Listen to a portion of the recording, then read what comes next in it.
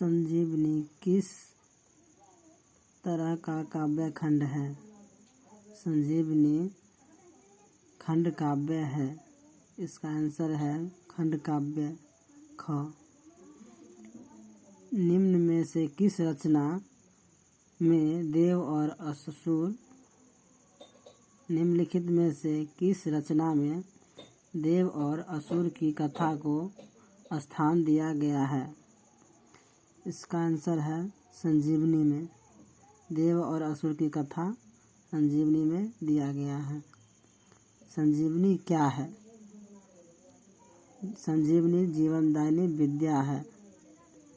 संजीवनी एक जीवनदायिनी विद्या है। इसका आंसर क है। देवगुरु के रूप में कौन विख्यात है? देवगुरु के रूप में कौन विख्यात है? इसका आंसर है क बृहस्पति। देवगुरु के रूप में विख्यात है वो है बृहस्पति। शुक्राचार्य किस रचना से संबंधित है? शुक्राचार्य किस रचना से संबंधित है? इसका आंसर है क संजीवनी से। शुक्राचार्य जो है संजीवनी की रचना से संबंधित है। पंचानन किसे कहा जाता है? पंचानन किसे कहा जाता है? इसका आंसर है शिव। ग है पंचानन शिव को कहा जाता है। गीति नाट्य का उदाहरण निम्न में से कौन सी कृति है? इसका आंसर है पसानी। गीति नाट्य का उदाहरण निम्न में से कौन सी कृति है? तो पसानी से है।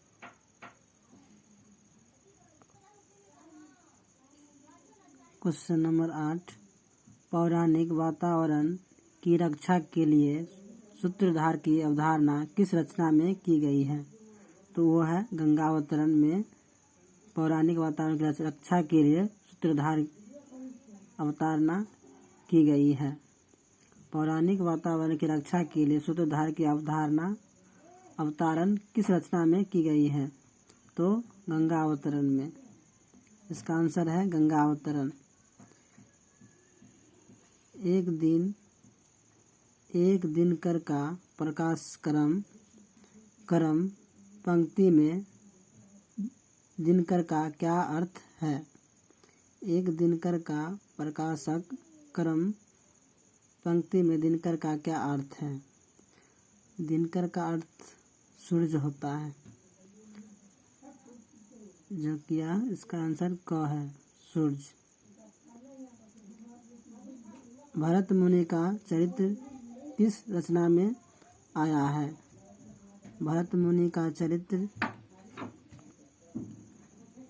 तो इसका आंसर है उर्वशी। भरत मुनि का चरित्र किस रचना में आया है? तो उर्वशी की रचना में आया है भरत मुनि का चरित्र। अहिल्या का चरित्र किस रचना के केंद्र में है? अहिल्या का चरित्र किस रचना के केंद्र में है? इसका आंसर है पाषाणी। इसका आंसर है ग पाषाणी। गौतम मुनि का संबंध किस रचना से है? गौतम मुनि का संबंध किस रचना से है? तो इसका आंसर है ख पाषाणी से। गौतम मुनि का संबंध पाषाणी की रचना से है। भारत में राष्ट्रभाषा मानी जाने वाली भाषा कौन सी है? भारत में राष्ट्रभाषा माने जाने वाली भाषा कौन सी है? तो आप लोग जानते ही हैं हिंदी है। पूरे भारत में हिंदी भाषा बोली जाती है। भारत की क्षेत्रीय बोलियों को संविधान की किस अनुसूची में स्थान दिया गया है? तो यह 8वीं अनुसूची में स्थान दिया गया है। इसका आंसर है ग।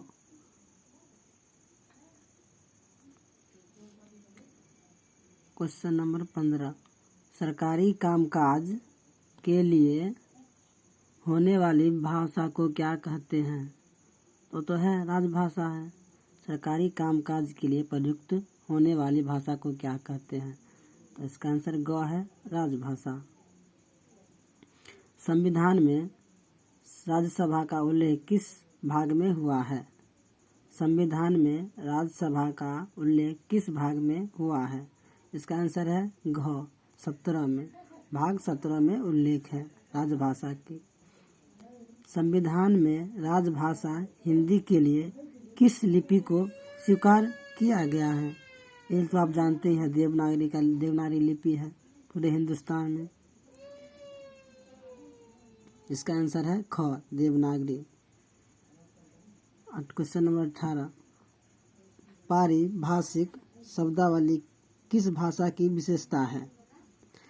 पारिभाषिक शब्दावली किस भाषा की विशेषता है? इसका आंसर है ख राजभाषा। क्वेश्चन नंबर 19, किस भाषा के साहित्य को सरकारी साहित्य कहते हैं? किस भाषा के साहित्य को सरकारी साहित्य कहते हैं? किस भाषा के साहित्य को सरकारी साहित्य कहते हैं? तो क इसका आंसर है राजभाषा। संविधान के किस अनुच्छेद के तहत भारतीय संघ की राजभाषा हिंदी मानी गई है? तो आप जानते हैं घ अनुच्छेद 343 में है। संविधान के कुल कितने अनुच्छेद में राजभाषा की नीति संबंधी प्रावधान है? इसका आंसर है कुल 9। संविधान के कुल कितने अनुच्छेद में राजभाषा नीति संबंधी प्रावधान है? तो कुल 9 है। ग इसका आंसर। क्वेश्चन नंबर 22, अष्टम अनुसूची में कितनी भाषाएं सम्मिलित है? अष्टम अनुसूची में कितनी भाषाएं सम्मिलित है? तो इसका आंसर है क 22 भाषाएं सम्मिलित है अष्टम अनुसूची में।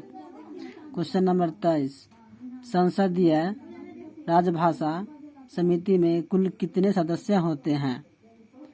संसदीय राजभाषा समिति में कुल कितने सदस्य होते हैं? तो इसका आंसर है घ 30 सदस्य होते हैं।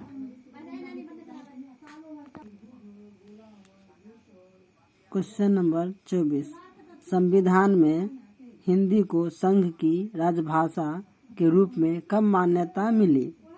तो इसका आंसर है ग 14 सितंबर 1949 को।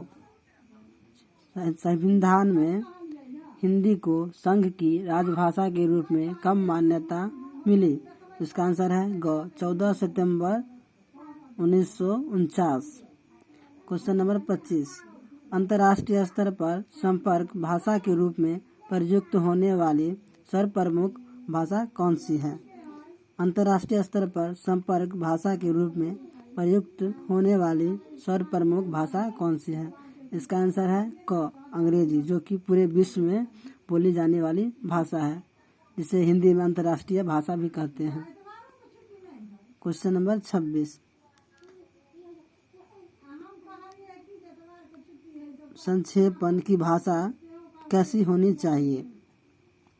संक्षेपण की भाषा कैसी होनी चाहिए?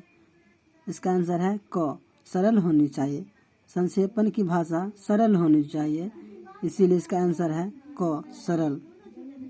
संक्षेपण में मूल अवतरण का कितना भाग आना आवश्यक होता है? संक्षेपण में मूल अवतरण का कितना भाग आना आवश्यक होता है? तो तृतीयांश। इसका आंसर है तृतीयांश। वो तो आप जानते हैं, संक्षेपण व्याकरण पढ़े होंगे तो उसमें मालूम ही होगा संक्षेपण के बारे में। इसका तृतीयांश जो कि सरल भाषा में लिखा जाता है। क्वेश्चन नंबर 28, संक्षिप्तता निम्न में से किसका गुण है? संक्षिप्तता निम्न में से किसका गुण है? इसका आंसर है ख संक्षेपण। क्वेश्चन नंबर 29, सरकारी पत्र का कच्चा रूप क्या कहलाता है? सरकारी पत्र का कच्चा रूप क्या कहलाता है? इसका आंसर है क पारूपन। पारूपन कहलाता है। सरकारी पत्र का कच्चा पारूपन कहलाता है। क्वेश्चन नंबर 30, अब तब करना का क्या तात्पर्य है? अब तब करना का क्या तात्पर्य है? इसका आंसर है क बहाना बनाना। क्वेश्चन नंबर 31, छक्के छूटना मुहावरे का क्या भाव है? इसका आंसर है ख, बुरी तरह पराजित होना। छक्के छूटना मतलब बुरी तरह से पराजित होना। क्वेश्चन नंबर 32, बहुत कीमती वस्तु के लिए किस शब्द का प्रयोग होता है? बहुमूल्य। बहुत कीमती के लिए बहुमूल्य का ही उपयोग किया जाएगा। क्वेश्चन नंबर 33, जल में जमने वाला क्या कहलाता है? जल में जमने वाला क्या कहलाता है? जलज। इसका आंसर है क, जलज। क्वेश्चन नंबर 34, जिनके हृदय में ममता न हो के लिए कौन सा शब्द उपयुक्त है? निर्मम। जिनके हृदय में ममता न हो निर्मम ही कह सकते हैं ना उसको, इसीलिए इसका आंसर है क, निर्मम। क्वेश्चन नंबर 35, इंद्रियों को जीतने वाला क्या कहलाता है? जितेंद्रिय। इसका आंसर है जितेंद्रिय, ग। क्वेश्चन नंबर 36, डायरेक्टर का तात्पर्य है निर्देशक। डायरेक्टर का तात्पर्य है निर्देशक। क्वेश्चन नंबर 37, एडवाइजर का तात्पर्य है सलाहकार। एडवाइजर का तात्पर्य है सलाहकार। इसका आंसर है ग, सलाहकार। क्वेश्चन नंबर 38, ऑडिटर का तात्पर्य क्या है? लेखा परीक्षा। ऑडिटर का तात्पर्य है, इसका आंसर है ग, लेखा परीक्षक। जो लिखने वाला जो होता है वो है auditor. Question number 38, planning commission किसे कहा जाता है? योजना आयोग। प्लानिंग का मतलब योजना, कमीशन का मतलब आयोग। प्लानिंग कमीशन किसे कहा जाता है? योजना आयोग को कहा जाता है। इसका आंसर है ख, 40। क्वेश्चन नंबर 40, स्कॉलरशिप का मतलब बताएं। स्वाभाविक है, ये तो सब जानते हैं, छात्रवृत्ति है। स्कॉलरशिप का मतलब बताइए। छात्रवृत्ति। इसका आंसर ख, छात्रवृत्ति।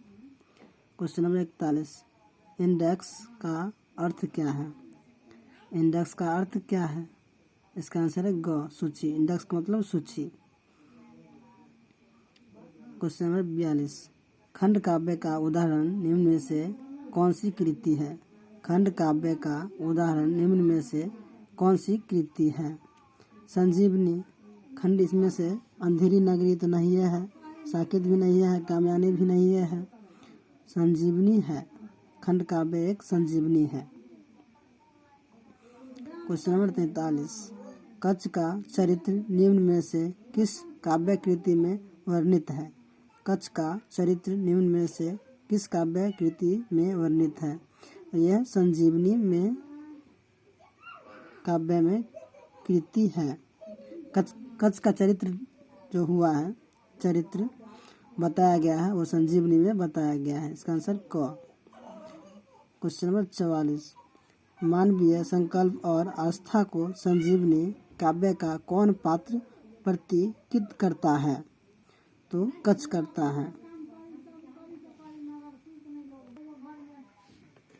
Question number 45, RC Prasad Singh किस युग के कवि हैं?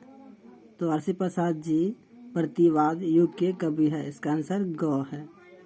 क्वेश्चन नंबर 46, संजीवनी के अनुसार सुर और असुर में कैसा संबंध था?